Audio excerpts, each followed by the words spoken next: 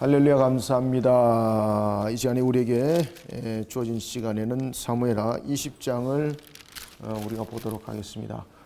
자, 사무엘하 이제 20장에는 보면은 앞에 이제 19장에서 이미 계속적으로 사건이 이제 전개되어 왔죠. 압살롬의 사건으로만 끝난 것이 아니었고, 이 압살롬의 사건으로 인하여서 황궁을 할 때에 이제 유다 지파들이 그 속에 실세로 등장하게 됩니다. 이 부분들을 북이스라엘 지파가 매우 못마땅하게 여기게 되는데, 그 가운데서도 가장 못마땅하게 여겼던 지파가 바로 베냐민 지파입니다.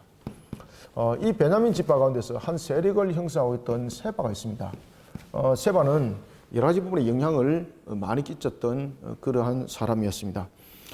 물론 이제 세바를 향해서는 우리가 이제 성경에서는 불량배다 이렇게 말하고 있습니다만은 불량배라는 것은 여러 가지 부분에서 좀 야인적인 그런 이제 이런 성격도 가지고 있습니다만은 좀 이렇게 좀 폭력적인 부분들, 이런 부분들을 강조한다 이렇게 보겠습니다. 그래서 세바는 매우 이제 폭력적이고, 그리고 굉장히 다혈적이었다 이렇게 볼 수가 있겠습니다. 그러면서 이 세바가 또한 여러 가지 부분에 또한 호소력도 가지고 있었습니다.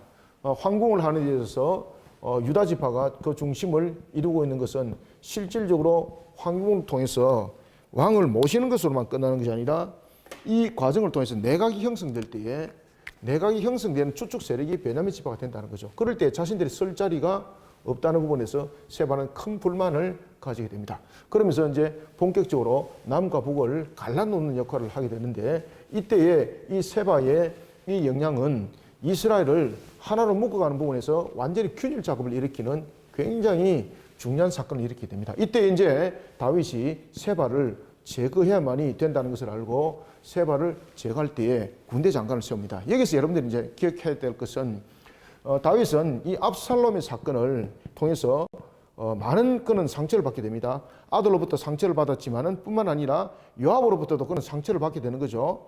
압살롬을 제거하지 마라 그랬는데 요압이 압살롬을 제거를 하게 되는 이유는, 요압이 압살롬이 살아있을 때에 자신에게 돌아올 그러한 효과, 좋은 것이 아무것도 없는 거죠. 그럴 때에 압살롬을 제거하는 것이 그에는 답이었다 보고 압살롬을 요압이 제거를 해버립니다. 이런 요압을 다윗은 더 이상 받아주지 않는 겁니다. 그런데 요압이 굉장히 권모술사할 뿐만 아니라 또한 여러 가지 이제 군대 장관으로서의 그 조직 구성들을 잘 해나갔던 요압이 다윗에게 압력을 주는 거죠.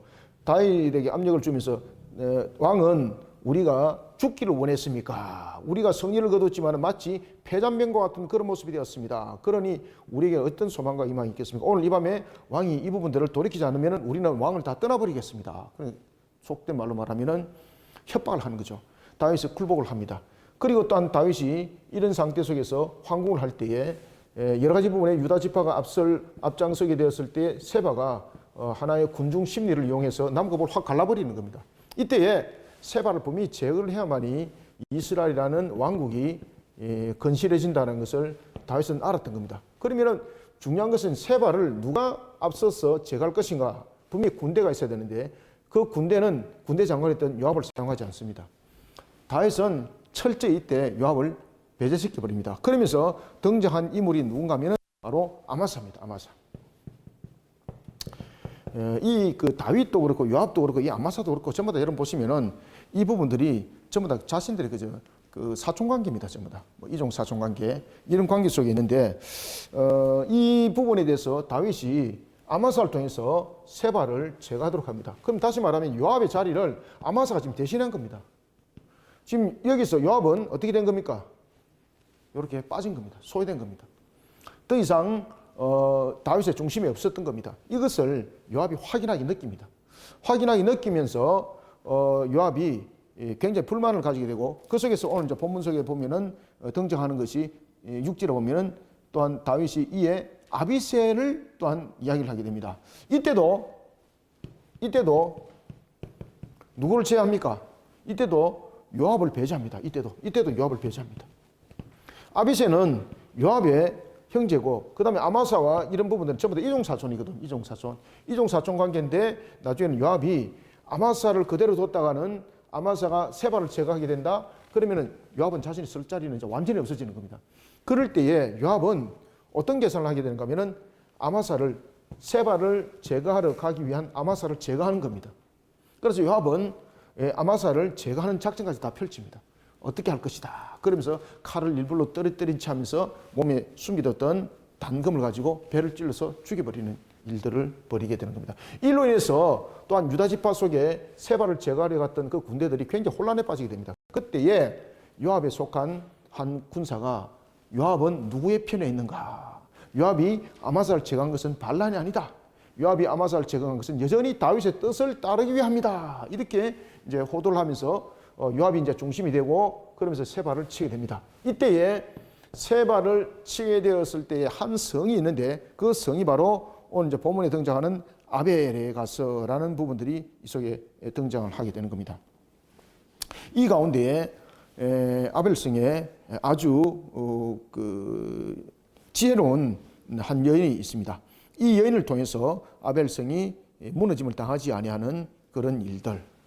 그러면서 이제 이 아벨성을 공격했을 때에 이 공격을 통해서 세바를 제거하게 되는데 이때에 지혜 있는 여인이 등장합니다. 지혜 있는 여인이 등장했을 때에 이 지혜 있는 여인을 통해서 요압이 무슨 이야기를 하는가 하면은 지금 그 성에 세바가 지금 숨어 있는데 아벨성과 세바는 무슨 관계가 있는가? 그러면서 어떤 이야기를 하는가 하면은 바로 이 부분에서 어떤 관계 속에도 함께 해서는 되지 아니한다라는 부분을 통해서 무슨 이야기를 하는가 하면은 세바는 베냐민 지파고 당신들은 납달리 지파 아닌가? 이런 이제 지파별로 하나의 분해 작업을 일으키게 되는 거죠. 그래서 베냐민 지파와 그리고 납달리 지파에 대한 그런 부분들로서 요압이 선을 딱 긋게 만들고 그때 이 여인이 지혜 있는 여인이 성읍에 있는 사람들을 설득을 하는 겁니다. 설득을 해서 세바를 목을 베어서 요압에게 주게 되는. 그러면서 아벨성이 무너짐을 당하지 않고 아벨성이 보존되어지는 그 관계가 20장에서 전개되어집니다. 자, 이런 이제 네 번의 사태들을 우리가 이제 가만히 돌이켜 보면은 이 정치라는 부분들 그리고 또한 권력이라는 부분들이 굉장히 인본적 중심을 일어났을 때는 말 그대로 같은 동족이지만은 적군보다 더 못한 그런 관계라는 것을 우리가 볼 수가 있습니다. 그래서 권력, 정치 이런 부분들이 평강을 찾고 그리고 정치, 권력 이런 부분들이 바르게 세워져서 안녕을 누리려면 항상 하나님의 법도와 규례라는 공의 속에 하나님의 공의 속에 세워져야 됩니다. 모든 부분들. 자, 20장 우리가 1절부터 안의 내용을 하나씩 봅시다. 마침 거기에 불량배 하나가 있습니다. 여기서 이제 불량배라는 것은 폭력적이고 뭐 이런 부분들이 좀 강조가 되는 겁니다. 마침 그의 불량배 하나가 있으니 그의 이름은 세바인데 어디 사람입니까? 베냐민 사람 비그리 아들이었더라. 그가 나팔을 불며, 자, 그가 이제 나팔을 불렀다는 것은 일반적으로 평범한 사람이 아니라는 뜻입니다. 여러분, 나팔을 불 수 있는 자기가 누가 가지고 있는 겁니까?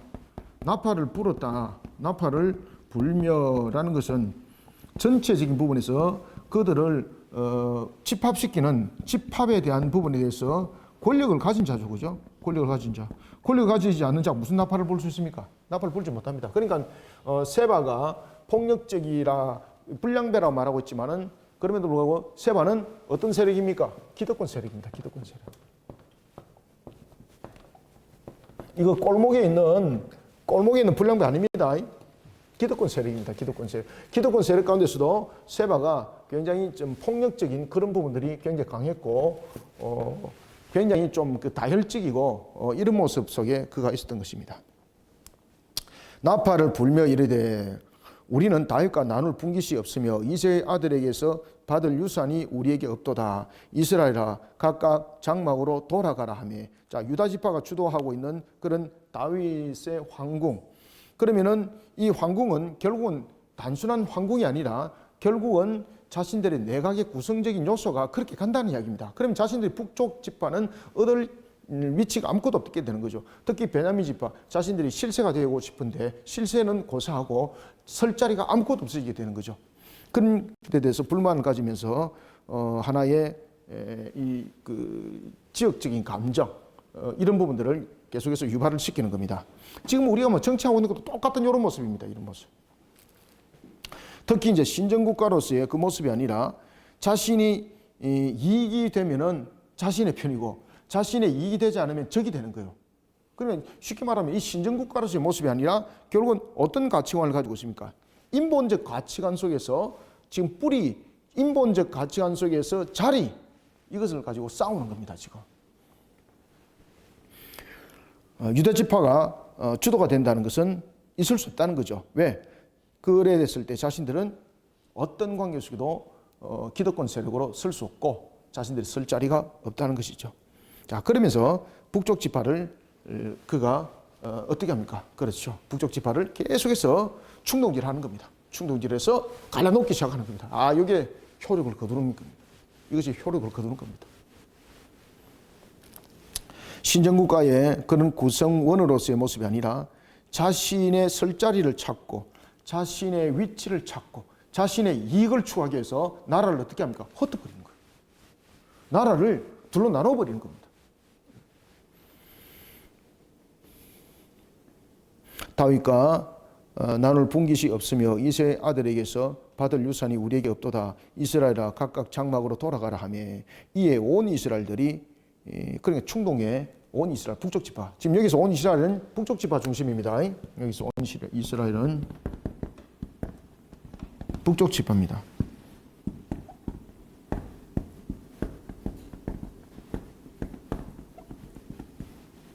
북쪽 지파가 이제 충동에 넘어가게 되는 겁니다. 그러면서 다윗 따르기를 거쳤다. 이에 온 이스라엘 사람들이 다윗 따르기를 거치고 올라가 비그리 아들 세바를 따르나 유다 사람들은 그들의 왕과 합하여 요단에서 예루살렘까지 따르니라. 지금 여기서 이제 완전히 갈라지는 것을 볼 수가 있죠. 지금 이제 다윗은 왕궁으로 지금 복귀를 하게 됩니다. 그런데 지금 유다 지파의 중심적인 하나의 내각이 구성되고 그러한 권력 구조가 형성되는 부분에서 지금 북쪽 지파는 이것을 받아들일 수가 없는 겁니다. 이런 정치적 계산적인 부분에서 지금 모든 언행들이 일어났고 행동들이 일어났고 그리고 또한 충동이 일어났던 겁니다. 그죠? 결국 여러분 보시면은 나라를 위한 행동이었는데 라고 말하면서 나라를 위한 행동이 아니었고 민족을 위한 행동이었는데 라고 말하면서 전부 다 뭡니까? 자기 설 자리를 전부 다 찾으면서 싸웠던 거예요. 전부 다 이거. 이 우리 지금 정치적인 문제하고 똑같아요. 여러분들. 그죠? 너무나도 모판에 똑같은 모습을 하고 있습니다. 자, 3절 봅시다. 다윗이 예루살렘 본궁에 이르러 전에 머물러 왕궁을 지키게 한 후궁 10명을 잡아 별실에 가두고 먹을 것만 주고 그들에게 관계하지 아니하니 그들이 죽는 날까지 갇혀서 생갑으로 지내니라. 자, 이것은 이제 우리가 있었던 압살롬의 사건이었죠. 압살롬의 사건 속에서 다윗이 후궁을 10명을 그대로 뒀던 이유는 무엇입니까? 두 가지 큰 이유가 있는 거죠. 하나는 다윗이 하나님께서 세우신 왕이라는 것을 그 후궁들 통해서 압살롬으로 하여금 깨닫게 알게 하는 것이었고, 또한 후궁을 통해서는 자신이 다윗의 아들이라는 것을 이 후궁을 통해서 깨닫게 하는 거죠. 그러면서 압살롬으로 하여금 자신이 저질렀던 부분들에 대해서 회개하고 바르게 돌이키는 그런 부분으로서의 내용들. 그런 속에 다윗은 후궁을 뒀는데 압살롬은 어떻게 하는 겁니까? 그렇죠. 압살롬은 그 모습 속에서 아히멜렉의 그 지략을 가지고 당신이 이 후궁을 그대로 두면은 당신은 왕이 아닙니다. 그리고 당신이 이 후궁을 범함으로써 백성들에게 보여 눈으로 보는 측면에서 이들을 범함으로써 나는 다윗과 원수가 된 관계다. 다윗과 관계가 단절되었다. 이제는 다윗의 그 왕위가 내게 주어졌다. 이것을 선포하는 것입니다. 라고 말하니까 압살롬이 그것을 그대로 했더라. 그런 후궁들을 다윗은 어떻게 했는가? 건접하지 않습니다. 이제는. 건접하지 않습니다. 어떻게든 간에 이 후궁들은 하나의 모습 속에서 백성들에게 이제 더 이상 후궁으로서 역할을 할 수 없는 겁니다. 왜냐하면 이미 백성들 보는 앞에서 지금 이 후궁들이 열 후궁들이 지금 여러 가지 범한 사건들이 일어났던 것은 다시 회복시킬 수 없는 부분들이거든요. 그래서 다윗이 그들을 별궁에 두면서 먹을 것만 주고 그들은 평생 과부로 지냈더라라고 이렇게 말을 하는 겁니다. 그런데 또 하나는 여러분들 여기서 이제 깨달아야 될 것은 다윗이 이 압살롬의 사건이 왜 터졌을까라는 것입니다. 다윗은 압살롬의 사건이 터진 것을 나중에 쫓김을 통해서 알지 않습니까? 그렇죠? 결국은 자신이 그 바세바 사건, 이것이 얼마나 큰 사건이었는가를 그는 알게 되었고, 그리고 거기에 대해서 하나님이 나를 저주한다라는 것을 그는 알게 되었던. 그러니까 다시 말하면 신정국가의 왕으로서 기름 부음 받은 다윗, 그 한 사람의 범죄가 자신의 고통만이 아니었죠. 온 이스라엘의 고통이었고, 10명을 결국 10명이 후궁이면 잘못한 것도 아무것도 없잖아요. 그죠? 10명이 후궁 잘못한 거 아무것도 없거든요. 그러나 그럼에도 불구하고 그들이 별궁에 이제 갇혀서 살아가야 되는 그런 가치, 그런 처지, 그런 존재가 됐다는 것, 참 얼마나 억울합니까? 그래서 우리가 전체적인 하나의 모습 속에 이 왕이 잘못 그 길을 감으로써 신정국가의 기름 부음 받은 자로서의 왕이 잘못된 곁길로 감으로 인해서 이런 악영향이 온 나라에 영향을 끼쳤고, 그리고 개인들에게도 영향을 끼쳤다라는 것입니다. 자, 이런 부분들을 이제 함께 후궁들의 삶들을 통해서 조명해 주고 있습니다. 생갑으로 지내니라. 자, 이제 다윗이 이 세바의 문제를 해결해야 됩니다. 이 세바의 이제 문제 해결 안 하면은 다윗은 압살롬 사건보다도 더 큰 위기에 이제 봉착하게 되는 겁니다. 빨리 해결해야 되는 거죠. 그래서 군대 조직을 움직입니다. 그때 군대 조직을 움직일 때에 실질적인 이스라엘 군대 장관이었던 압살롬을 그는 제외시켜 버립니다. 그러면서 아마사를 세우는데, 이 아마사가 좀 무능해요. 다윗이 이 문제를 신속하게 해결하기 위해서 군대를 일으키라 그럽니다. 군대를 3일 안에 군대를 일으키라. 이 속기 신속히 하라는 것이거든요. 그런데 아마사가 군대를 일으키는데 지체하게 되는 겁니다. 특히 이제 지체하게 됐던 큰 이유는 두 가지로 우리가 내용을 볼 수가 있는데, 첫 번째는 누가 방해를 했겠습니까? 요압이 이 사실을 알게 됐죠. 요압이 자신을 배제한 상태 속에서 아마사를 부대장관으로 세워서 세바를 치겠다. 그럼 이 완전히 요압은 끝나는 거잖아요. 그러니까 요압이 첫 번째는 군대를 소집하는 부분에 대해서 해방을 했을 수도 있고, 두 번째는 아마사의 무능이 있네요. 아마사가 실질적으로 이 군대를 조직하여서 움직여서 줄만한 그러한 하나의 능력을 가지고 있지 못했다는 것. 그런가 하면 또한 고의적으로 지체할 수도 있어요. 고의적으로. 그런 여러 가지 부분들이 함께 복합적으로 지금 설명되고 있는 것이 지체된지라라는 것입니다. 자, 4절 봅시다. 왕이 아마사에게 이르되 너는 나를 위하여 3일 내로 유다 사람을 큰 소리로 불러 모으고 너도 여기 있으라 하니라. 아마사가 유다 사람을 모으러 가더니 왕이 정한 기일에 지체된지라. 왜 지체되는 건지 아시겠죠? 그죠? 요압이 방해를 했거나 아니면은 아마사가 전체적으로 모병을 할 수 있는 부분에 능력에 무능이 나타났고, 또는 자신이 고의적으로 그것을 회피했을 수도 있다라는 것입니다. 다윗이 이에 누구를 불렀습니까? 이에 이제 아비새를 불러요. 그죠? 아마사로 이제 안 되니까 둘을 같이 부르는 거예요. 근데 아비새는 여러분 잘 아시는 것처럼 요압의 동생이죠. 그럴 때에 역시 요압을 이 속에서 관로 밖으로 내보내버립니다. 왜 그런가 하면은 지금 다윗은 이 요압이 압살롬을 죽인 이 사건을 심지어 왕을 거역한 부분들로 보는 겁니다. 그죠? 왕이 분명히 왕명을 내렸거든요. 그리고 병사도 요압이 압살롬을 죽이라 그럴 때 병사가 뭐라 그럽니까? 다윗 왕이 자신의 아들을 제거하지 마라 그랬다. 살려두라 그랬다. 그러니까 그 왕명은 나는 어길 수 없다. 그때 요압이 자신이 직접 압살롬 죽이잖아. 그죠? 그러니까 다윗의 입장에서는 지금 왕명을 어겼던 것이고 용서할 수 없는 건데, 실질적인 요압이 가지고 있는 세력으로 인해서는 요압의 그 요구사항에 굴복당할 수밖에 또 없었던 것. 그럼 요압이 협박했잖아요. 왕이 오늘 이 밤에 압살롬의 죽은 것에 대해서 돌이키질 안 한다면은 우리는 군사들은 다 떠나버리겠습니다. 라고 말하니까 그 압력에 다윗이 굴복하잖아. 그죠? 그러니까 다윗이 요압을 그런 부분에서 배제를 하는 거예요. 자, 배제를 하면서 아비새까지 부릅니다. 6절 다윗이 이에 아비새에게 이르되 이제 비글의 아들 세바가 압살롬보다 우리를 더 헤아리니 너는 네 주의 부하들을 데리고 그의 뒤를 쫓아가라. 그가 견고한 성읍에 들어가 우리들을 피할까 염려하노라 하며, 세바의 반란이 이게 골이 깊어지게 되면은 단순한 문제가 아니라 이것은 큰 내전이 일어날 수 있다는 것. 분파에 대한 부분들뿐만 아니라 큰 내전이 있을 수 있다는 것을 다윗이 짐작을 하게 되는 겁니다. 야, 이 문제 빨리 해결하지 않으면은 이거 나중에 큰 문제 된다 이거. 압살롬의 사건은 이거는 조족절이다. 이 잘못하면 나는 여기서 끝장날 수가 있다. 그러니까 이거 빨리 제거해야 된다. 그런데 여기 보면은 세바가 어떤 사람이었습니까? 기독권 세력이었지만은 그럼에도 불구하고 폭력적인 부분들로 있었음에도 불구하고 굉장히 어떤 조직적인 부분들과 그리고 또한 이런 하나의 동맹적 관계들을 굉장히 잘 맺었어요. 그러니까 그가 베냐민 지파 속에서 있다가 납달리 지파가 있던 그곳에 숨어서 갈 부분들에 대한 요소. 그러니까 아벨의 성에 있는 사람들하고 굉장히 친숙했다는 것이죠. 그러면은 다윗의 이야기가 맞는 거예요. 세바를 그냥 두게 되면 제가지 않고 그냥 두게 되면은 북쪽 지파를 똘똘 뭉쳐서 자신을 전체적으로 대항할 수 있는 그런 세력을 형성하기 충분하다는 거죠. 자, 보겠습니다.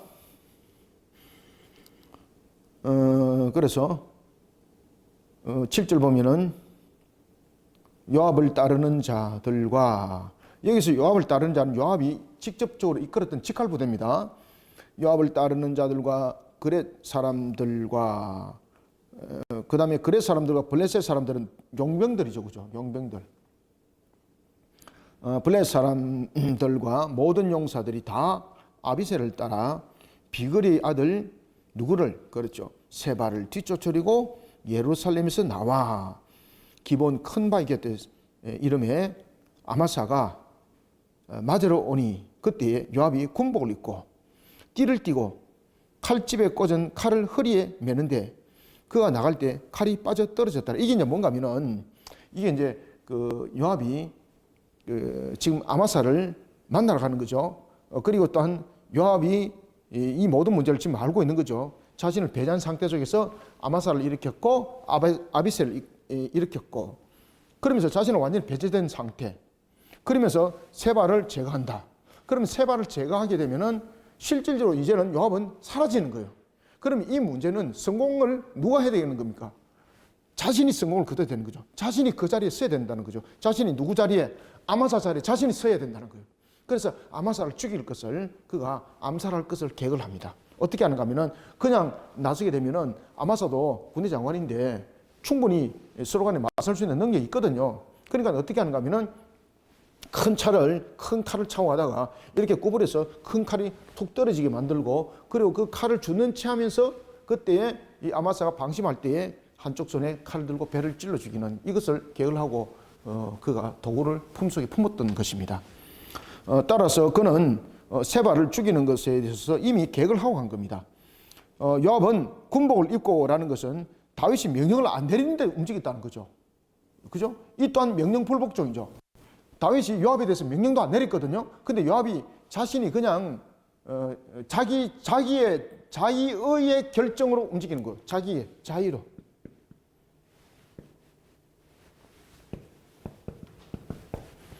자의의 결정으로 움직이는 겁니다. 그러니까 이게 이제 왕의 명령도 안 따르는 거예요.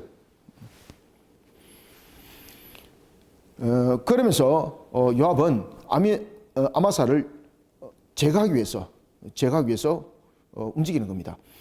기본 큰 바위 곁에 이름에 아마사가 맞으러 오니 그때 요압이 군복을 입고 띠를 띠고 칼집에 꽂은 칼을 허리에 매는데 그가 나갈 때 칼이 빠져 떨어졌더라. 이 계획된 사건입니다.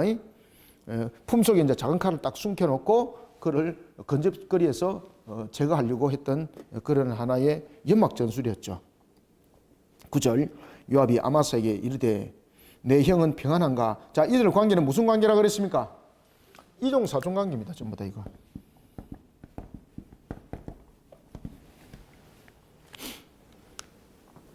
그냥 권력 앞에 뭐 이종사종이고 뭐고 뭐 없는 겁니다, 여러분들요. 뭐 아버지와 뭐 아들 관계도 없는 겁니다. 내 형은 평안하냐 하며 오른손으로 아마사의 수염을 잡고 그와 입을 맞추려는 체함에 아마사가 요압의 손에 있는 칼은 주의하지 아니한지라. 아시겠죠?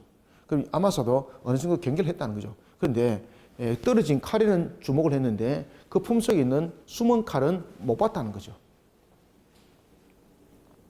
아마사가 요압의 손에 있는 칼은 주의하지 아니한지라. 요압이 칼로 그의 배를 찌르매 그의 창자가 땅에 쏟아지니 그를 다시 치지 아니하여도 죽으니라. 적사했다는 거죠.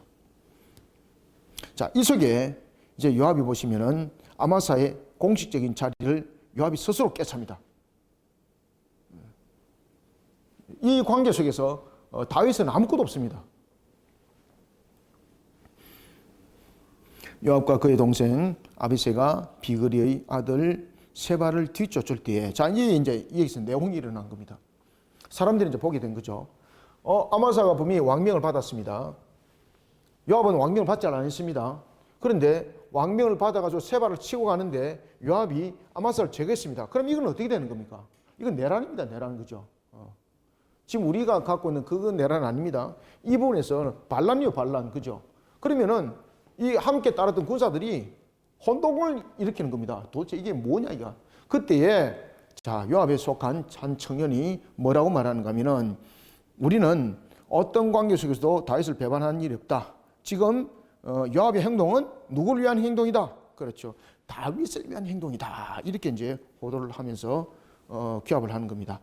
요압과 그의 동생 아비새가 비그리의 아들 세바를 뒤쫓을 때 요압의 청년 중 하나가 아마사 곁에 서서, 여기서 아마사 곁에는 아마사 죽은 시체를 말합니다. 아마사 곁에 서서 이르되 요압을 좋아하는 자가 누구이며 요압을 따라 다윗을 위하는 자가 누구냐 하니, 이게 이제 무슨 말인가 하면은 지금 요압의 행동은 반란이다, 반란 아니다. 반란이 아니라는 겁니다. 요압의 이 행위는 여전히 다윗을 향한 충성스러운 모습이다. 누구를 향한 모습이다? 그렇죠. 다윗을 향한 충성스러운 모습이다. 그리고 지금 요압이 세바를 치러 가는 것 아니냐. 그러니 아마사는 제거된 것은 다윗을 향한 충성스러운 요압의 행동이다. 이렇게 이제 말을 하게 되는 겁니다.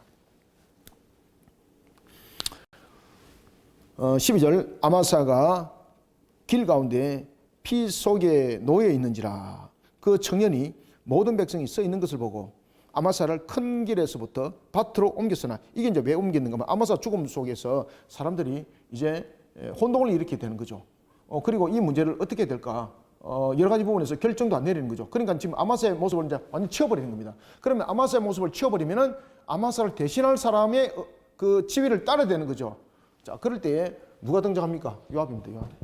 요압은 모든 백성들이 아는 군대 장관이지 않습니까? 그리고 요압이 이끌어서 세바를 치러 가자 이러면서 이제 하나로 묶어서 가는 장면. 아마사가 죽었습니다. 그리고 또 아마사 죽은 것을 이제 사람들에게 공포하였습니다. 널리 알렸습니다. 그리고 요압이 자신의 의도적인 행동으로서 아마사를 죽인 것을 하나의 권력적인 암투로 보는 것이 아니라 다윗을 향한 충성스러운 모습으로 호도하는 겁니다. 자, 이런 속에 요압이 이제 등장하게 되고 요압을 중심으로 모든 세력들이 이제 하나가 규합을 이루게 됩니다. 자, 봅시다. 12절, 아마사가 길 가운데 피 속에 놓여 있는지라. 그 청년이 모든 백성이 서 있는 것을 보고 아마사를 큰 길에서부터 밭으로 옮겼으나 거기에 이르는 자도 다 멈추어 서는 것을 보고 옷을 그 위에 덮으니라. 아마사를 큰 길에서 옮겨가매 사람들이 다 누구를, 그렇죠, 요압을 따라 비그리의 아들 세바를 뒤쫓아가니라. 세바가 이제 여러 가지 부분에 전세가 불리하게 됐던 겁니다. 그러면서 세바가 어디로 도망갑니까? 납달리 땅 쪽으로, 그 쪽으로 이제 도망가게 되는 겁니다. 아벨성이라는 곳에 이르게 되는 겁니다. 그때에 요압은 이 아벨성을 무너뜨리기 위해서 토성을 샀습니다. 토성. 옛날에 전투들은 다 그랬잖아요, 그죠? 여기 이제 성이 하나 있으면 이 성을 무너뜨릴 만한 똑같은 높이의 토성을 사가지고 여기서 위에서 이렇게 공격을 하는 거예요. 그 토성을 산 거죠. 그럼 토성을 사서 이 아벨성을 전부 다 허물어 버리겠다는 겁니다. 아벨성을 허물어 버리겠다. 14절 13절부터 봅시다. 아마사를 큰 길에서 옮겨가며 사람들이 다 요압을 따라 비그리 아들 세바를 뒤쫓아가니라. 세바가 이스라엘 모든 지파 가운데 두루 다녀서 아벨과 벤마가와 베림 온 땅에 이르니 그 무리도 다 모여 그를 따르더라. 와, 세바가 여러분 보시면은 여러 가지 부분에서 기득권 세력이었고, 그가 여러 가지 부분에서 그냥 뭐 단순한 어떤 뭐 불량배, 우리가 생각하는 뭐 뒷골목의 무슨 뭐 불량배, 이게 아닙니다. 그런 부분에서 굉장히 폭력적이었고 굉장히 다혈적인 측면이 있지만 그는 여전히 기득권 세력이었고 그리고 동맹관계가 확실했어요. 여러분들요. 그러니까 그가 쭉 돌아다니면서 성을 기업을 한 거 보십시오. 그가 지금 전세 상황에서 분리했습니다. 전세 상황 속에서 분리했지만은 북쪽 지파를 남쪽 지파의 유다 지파와 대결의 구도로 형성했거든요. 북쪽 지파를 하나로 규합했고 남쪽 유다 지파의 대결 구도로 형성했기 때문에 이런 부분에서 지금 세바가 중심 인물이 된 겁니다. 마치 왕처럼 된 겁니다. 왕처럼. 그러면서 그가 도망가면서도 북쪽 지파의 지파들을 계속해서 규합해 나가요.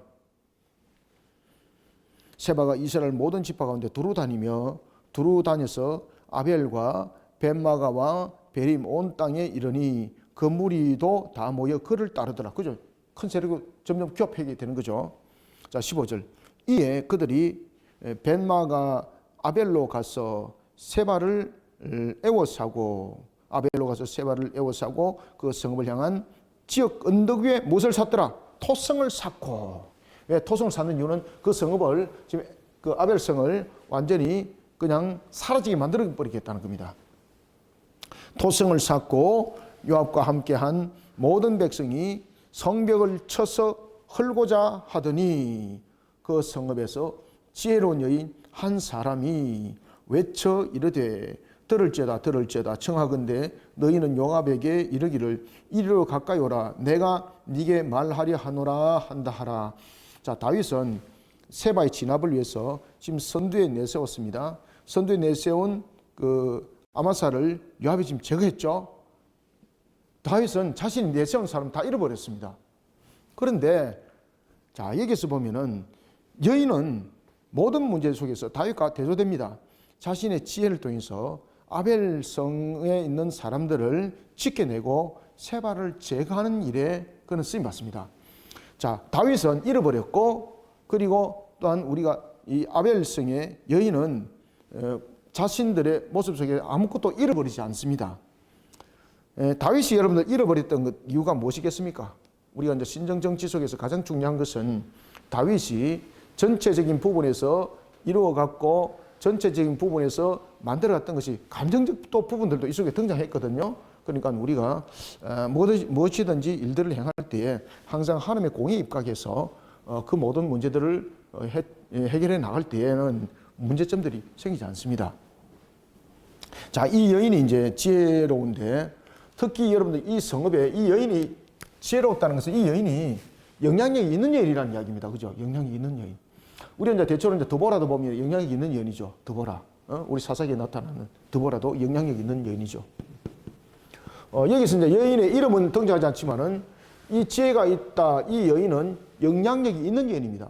그리고 이제 이 여인이 세바에 대한 이 문제를 해결하기 위해서는 같은 북쪽 지파잖아. 그죠? 근데 이 문제를 같은 북쪽 지파 입장에서 문제를 풀질 않았다는 것을 우리가 알 수가 있어요. 지금 세바는 보면은 같은 북쪽 지파 속에서 일치를 이루면서 자신이 지금 이 아벨성에 숨어 있는데 그 사실을 알고 요압이 지금 공격을 했잖아요. 공격을 하면서 토성을 쌓았습니다. 완전히 이 성읍을 허물을 넣어버리려고 그럽니다. 이때 이 지혜에 있는 여자는 이 세바의 문제를 어떻게 해결했을까? 북쪽 지파 문제를 해결하지 않았을 거예요. 그래서 지혜 있다는 거죠. 만약에 북쪽 지파에 대한 부분들로서 이야기를 한다면 세바의 이야기가 맞는 거죠. 그랬을 때 베냐민 지파와 납달리 지파라는 부분에 대해서 베냐민 지파와 납달리 지파라는 부분에 대해서 이 여인은 문제를 푸는 것이 아니라 전체적인 부분에서 누가 이스라엘을 반역을 일으켰는가라는 부분들로 통해서 아마 이 여인은 이 문제를 해결했을 수도 있습니다. 왜냐하면 지금 세바가 굉장히 정치적 부분에서 굉장히 강했잖아요. 지금 다니면서 성읍들마다 동맹을 맺었잖아요. 동맹을 맺을 때 가장 큰 이슈가 뭡니까? 그래도 우리는 형제 아니가. 그죠? 북쪽 지파를 하나로 묶었습니다. 그러면은 이 지혜로운 여인이 이 세바를 요압에게 내주기 위해서는 하나의 북쪽 지파라는 개념 속에서 문제를 접근하게 되면은 세바의 의견을 따르게 되어 있고 이 여인이 오히려 자신들을 배반한 여인이 되는 거예요. 그죠? 그러면 이 지혜라는 것은 무엇을 이야기를 했을까? 북쪽 지파, 남쪽 지파로 구분하지 않고 무엇으로 이야기를 했을까? 문제를 이스라엘로 접근했을 것입니다. 짐작해 볼 때. 이스라엘로 접근했고, 그 다음에 다윗이라는 것은 이스라엘의 왕이라는 부분들이죠. 그래서 결국은 세바가 왕을 대적한 자로서 해석이 하게 되는 거죠. 그럴 때에 자 아벨 성에 있는 사람들이 이해가 설득이 될까 안 될까요? 이해가 설득이 되죠. 북쪽 지파라는 부분에서 대결 구도적인 측면에서는 이해가 안 되는 거예요. 그런데 이 지혜로운 여인은 이 문제를 이스라엘의 관점으로서 문제를 접근했을 것이고 그 다음에 세바는 이스라엘을 해하는 자로서 접근했을 거예요. 그러니까 이 아벨의 성읍에 있는 사람들이 유력한 자들이 우리가 세바를 당연히 내어줘야지. 세바는 곧 자신의 영화를 위했고 자신의 위치를 위해서 오히려 이스라엘을 회방한 자, 이스라엘을 오히려 무너뜨린 자로서 그들은 판단했을 것이에요. 그러니까 세바의 목을 베어서 요압에게 주게 되는 거예요. 이해됐습니까? 그래서 지혜로운 여인이라는 거예요. 그래서 이 지혜로운 여인이 문제를 어떻게 풀었을까는 우리가 짐작할 수 있는 것은 북쪽과 남쪽의 대결 구도로 보는 것이 아니라 무엇으로 봤다는 것이요. 이스라엘이라는 왕국을 세바는 대적했다. 이렇게 이제 해석을 할 수가 있는 거죠. 그렇게 이 문제 쪽에서 접근하지 않았을까 짐작을 할 수가 있는 겁니다. 자, 16절 봅시다. 그 성읍에서 지혜로운 여인 한 사람이 외쳐 이르되 들을지어다 청하건대 너희는 요압에게 이르기를 이리로 가까이 오라 내가 네게 말하려 하노라 한다 하라. 요압이 그 여인에게 가까이 가니 여인이 이르되 당신이 요압이니까 하니 대답하되 그러하다 하니라. 여인이 그에게 이르되 여종의 말을 들으소서 하니 대답하되 내가 들으리다 하니라. 그래서 이 여인은 자신의 소신을 피력하고 여러 가지 부분에서 중재 역할도 하는 겁니다. 그러니까 여인이 용기도 있습니다, 여러분들. 그죠? 용기도 있습니다. 이런 두려움 상에서 누가 나서겠습니까? 아무도 안 나섰다는 거죠. 근데 이 여인이 나섰다는 거죠. 그러니까 영향이 있는 여인이었고, 그리고 또한 용기도 있는 사람이었어요. 그리고 또한 지혜롭다는 것이죠. 18절 여인이 말을 하여 이르되 옛 사람들이 흔히 말하기를 제가 이제 왜 이스라엘 문제를 해결했는가를 여러분들이 요 밑에서 답을 찾으시면 됩니다. 그래서 제가 이스라엘 문제로 분명히 접근했을 것이다 보는 이유는 바로 이 밑에 내용들입니다. 근거가 바로 이 밑에 있습니다. 18절 이하에 있습니다. 자 보세요. 여인이 말하여 이르기를 옛 사람들이 흔히 말하기를 아벨에 가서 물을 것이다. 그죠? 아벨에게 가서 물을 것이라 하고 그 일을 끝내었나이다. 이게 무슨 말인가 하면 아벨성에는 옛날부터 어떤 인생에 대해서 난제를 해결하는 그런 지혜자들이 많이 나와가지고 이스라엘 문제를 해결했다는 거죠. 그리고 그런 이 아벨성은 많은 지혜자들로 나와서 어려운 문제를 해결하는 것으로만 문제를 풀어나간 것이 아니라 지금의 이 현 문제도 가장 지혜롭게 어떤 것이 가장 정답인가라는 것을 바르게 제시를 했다는 겁니다. 그래서 여기서 이 아벨의 옛날부터도 지혜로운 자가 많이 나타났다는 것은 우리가 생각하는 그런 지혜 이런 부분들이 아니라 이 속에 접근하는 것이 무엇입니까? 하나님께서 말씀하신 이 말씀의 근원을 가지고 그것을 문제를 풀어가고 또한 그것에 대해서 해답을 주고 이런 하나의 선인들이 많았다는 이야기입니다. 아시겠죠? 그죠? 그래서 이스라엘의 관점을 보는 거 이게.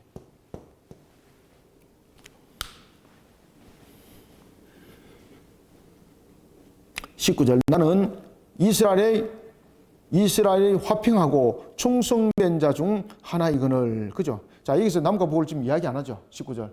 지금 이스라엘이라 그러죠. 그죠? 지금 구조적인 측면 안 하시겠습니까?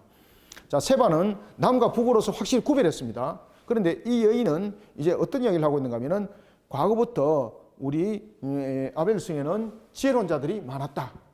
이스라엘에 어려운 문제들이 있으면은 항상 아벨성에 있는 지혜자들이 그 문제를 풀어줬다. 누굴 위해서?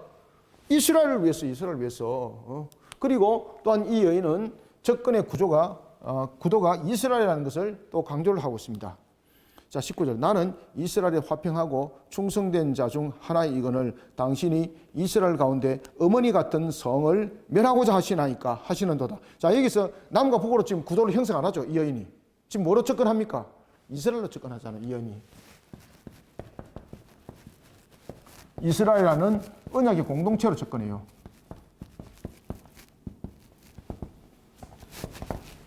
세바는 무엇으로 접근했습니까? 세바는 혈통으로 접근했어요. 혈통으로 접근하면서 남과 북으로 나눴어요. 남과 북으로. 그런데 이 여인은 이스라엘이라는 언약의 공동체로 이 문제를 해법을 풀어나가요. 아시겠죠? 그죠? 그렇기 때문에 이 여인이 세바 문제를 통해서 사람들한테 이해를 시킬 때에 무엇으로 접근했다는 겁니까? 이스라엘로 접근했다는 거죠. 세바는 남과 북을 통해서 이것을 하나의 분권화를 형성할 때에 이 여인은 이 문제를 이스라엘로 접근해 언약 공동체로. 그러니까 세바는 결국은 하나님의 언약 공동체를 회방하는 자로서 사람들에게 이해 설득을 시켰다는 이야기입니다. 지금 이 내용 지금 결부되어 있는 거 아시겠죠? 그죠? 제가 터무니없이 이야기한 것 아닙니다. 그죠? 분명히 나타나고 있죠. 이거 문장에서도 본문에서도 나타나고 있죠. 19절 나는 이스라엘이 화평하고 충성된 자 중 하나이거늘 당신이 이스라엘 가운데 어머니 같은 성을. 그래서 어머니 같은 성이라는 것은 뭡니까? 하나로 지금 연결되어 있는 겁니다. 어머니 같은 성이라는 것은 하나로 연결되어 있는 거예요. 그 다음에 또 하나는 모태라는 거예요. 모태. 그죠? 모태라는 거. 아벨이 이스라엘에 있어서 아주 중요한 성이라는 거죠.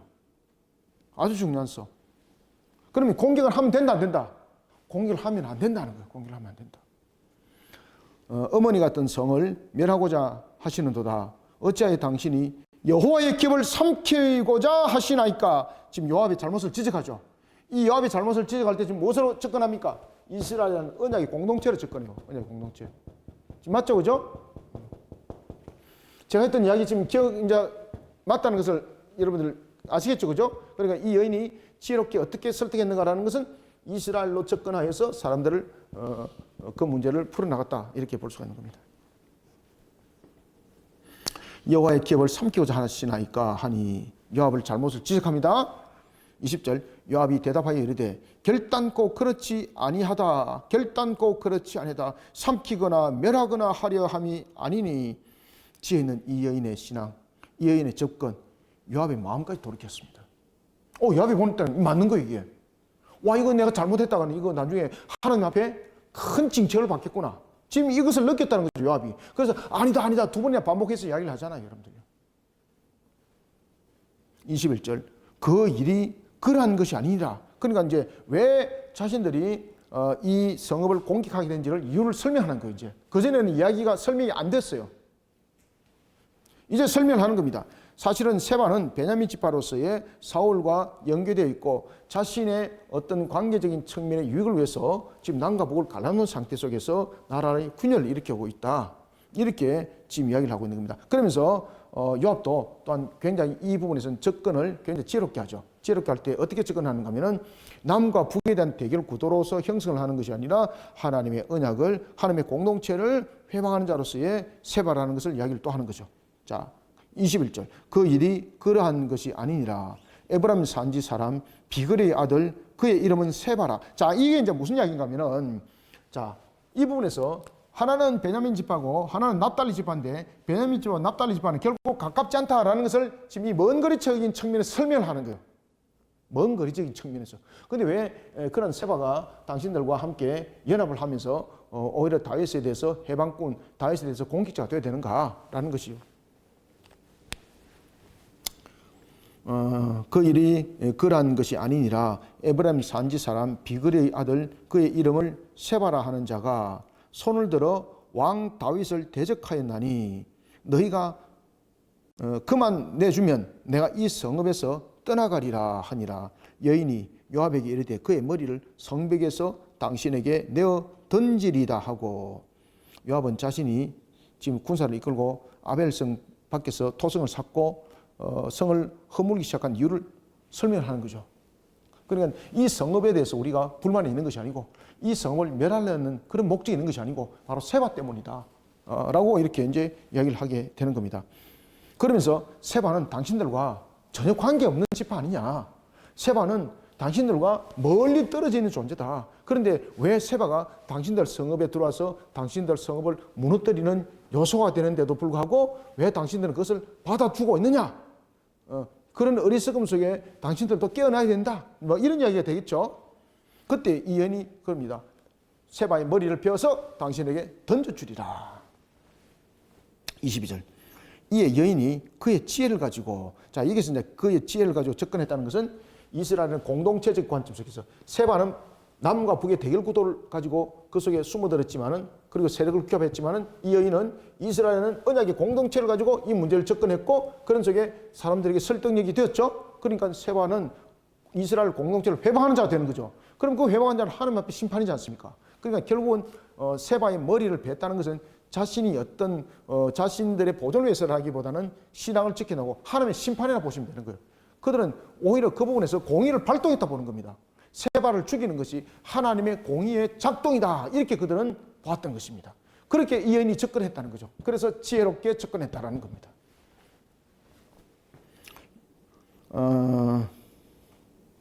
22절 이에 여인이 그의 지혜를 가지고 모든 백성에게 나아가매 그들이 비그리의 아들 세바의 머리를 베어 요압에게 던진지라. 이에 요압이 나팔을 불매 무리가 흩어져 성읍에서 물러나 각기 장막으로 돌아가고 요압은 예루살렘으로 돌아 왕에게 나가니라. 자, 여기서 요압이 또 왜 그 나팔을 불겠습니까? 모든 부분에서 자신이 승리를 알리는데 지금 여기서 군대 장관은 지금 누가 되는 겁니까? 요압입니다. 나팔을 불었다는 것은 공식을 말하고 있는 것이거든요.